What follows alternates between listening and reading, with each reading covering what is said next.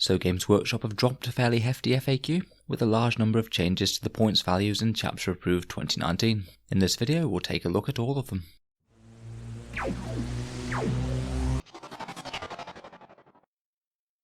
Hello and welcome back to Auspex Tactics, the strategy and tactics focused 40k channel where we're all about getting the most out of our miniatures on the table. Now I could tell when Chapter Approved was coming out, this hadn't been Games Workshop's most solid effort in terms of getting every points cost right in print. Even on my first look videos at the factions, you could tell that some things were a bit amiss, such as the Death Watch points chart being completely unusable, or Genestealer Neophytes being 55 points a model. Now I know it can't have been easy gathering every single points cost across all of their many publications, but there were a few things that I thought might have been caught in the proofreading process. Overall though, I'm happy that we now actually have all of the points in one place, although I guess technically two places after this FAQ, meaning there's a little bit less flipping between different books when trying to find the actual points cost of each said model. There's a fair few changes to go through then, so let's jump straight into it. Firstly, there's a little bit of errata for the Chapter Approved 2019 book itself. Everything else is for the Munitorum Field Manual in terms of points costs. The only bits from Chapter Approved 2019 is to fix a couple of Slanesh units. The Contorted Epitome had the Psychic keyword missing from its keywords line. Not exactly the biggest deal in the world, but glad they fixed it. And the Keeper of Secrets had a different damage table printed to the one when it originally came out. The one that it was supplied with didn't have the right snapping claw attacks, for example, as well as a different movement value, and it was fairly obviously a misprint because it just didn't really work with the datasheet. So they put the correct one back here as well, which to my knowledge I believe was same as the original, though I'll admit it's not a model that I've looked into a whole load, so please correct me if I'm wrong. For the other Astartes with major codexes, the Blood Angels, Dark Angels and Space Wolves, they've added the points cost of the Heavy Laser Destroyer and Instigator Bolt Carbine, which they've missed off the previous one. They've added in the points cost for Dark Angel's Master Lazarus, who wasn't out at the time of Psychic Awakening, so I guess that's hopeful that they might continue to keep on updating this document with additional points costs, though it is to be noted that Master Lazarus didn't actually have his points cost included in Ritual of the Damned, so maybe that's also in some way a measure to fix that. For the Space Wolves, they've reverted the Land Speeder cost to be what it would be for any other Space Marine chapter, i.e. 45 points. They'd put it much higher in the original version. And they've also corrected the Skyclaws and Swiftclaws numbers of models in the unit, which I believe they'd originally put in line with Assault Squads and Bike Squads, whereas the Space Wolves variant on the datasheet can have a lot more models, operating as a great big wolf pack. I'm looking forward to what these guys get in Saga of the Beast.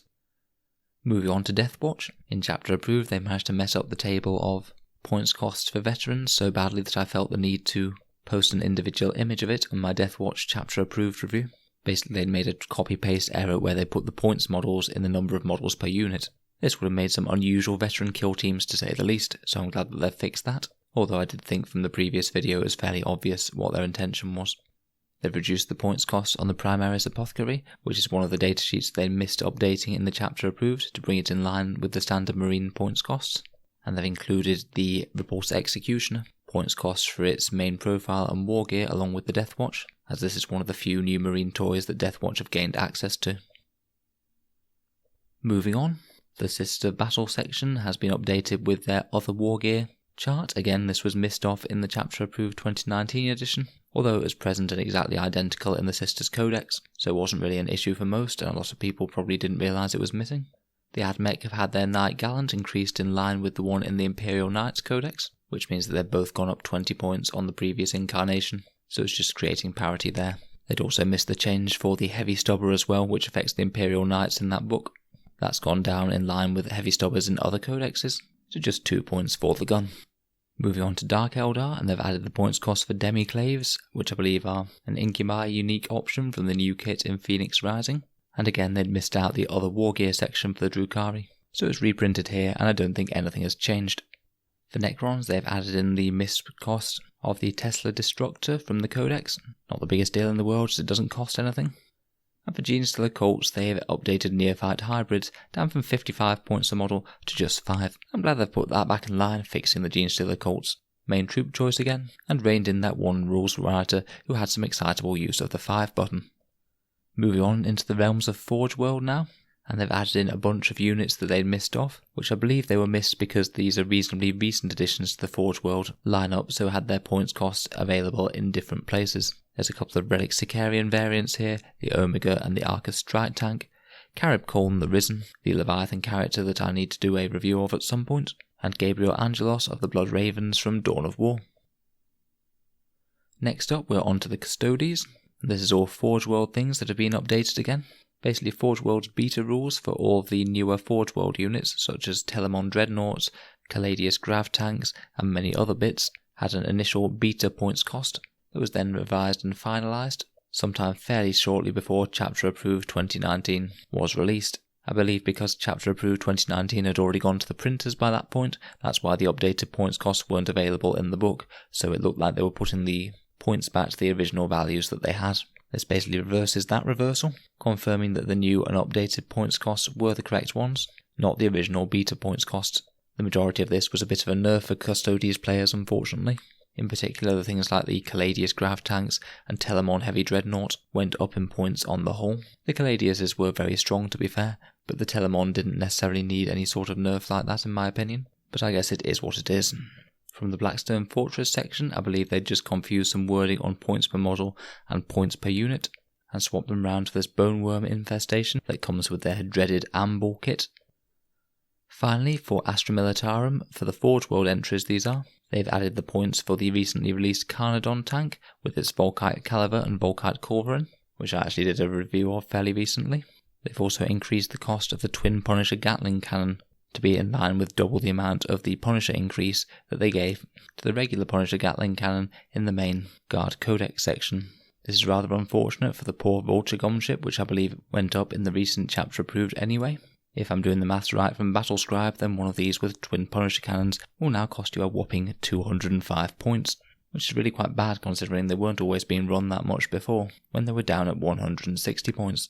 Not really a change that needed making in my opinion. Finally, in the name of bringing things into line with each other, they've also increased the Elysian Drop Tubes mortar cost to match the same 4 points increase that the regular mortar got, that frankly I didn't think was needed in the original Chapter Approved. In terms of things that aren't here, I was disappointed to see that they didn't address what I think was an obvious mistake when they increased the points cost of Ogrin as opposed to Bulgrin in the Astra Militarum army list. Now I'm not necessarily saying that Bulgrin needed a points bump, but they were certainly being used in competitive play a lot more than Ogrin were, so why Ogrin went up and Bulgrin didn't made me think that they'd made a mistake of that.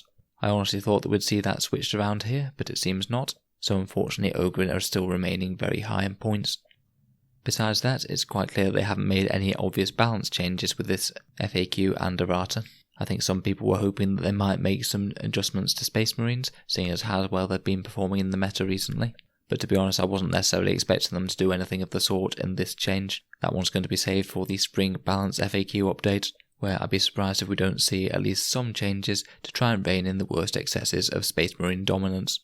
Overall though, I'm glad that they've made these fixes to actually get the book more workable again. To have every points cost in the game between one book and its FAQ is still a reasonable step forward in my mind to seeing it fragmented across all of Games Workshop's many publications and downloads. So despite the relatively large amount of mistakes and omissions, I'm still personally pretty pleased with their work on the Munitorum Field Handbook. With a bit of luck they'll have ironed out the teething problems for next year's. Let me know your thoughts on the changes or lack of changes thereof down in the comments below. Hopefully we'll be back later in the day for a look at the new FAQ for Ritual of the Damned as well, to see how the changes affect the Grey Knights. If you'd like to see more like this, feel free to subscribe to Auspex Tactics. And if you've been enjoying the content of these videos, any support for the channel on Patreon is much appreciated, as making a lot of these videos does take quite a bit of time and effort. The link is in the description below. Thanks again for listening, and I'll hope to see you guys next time.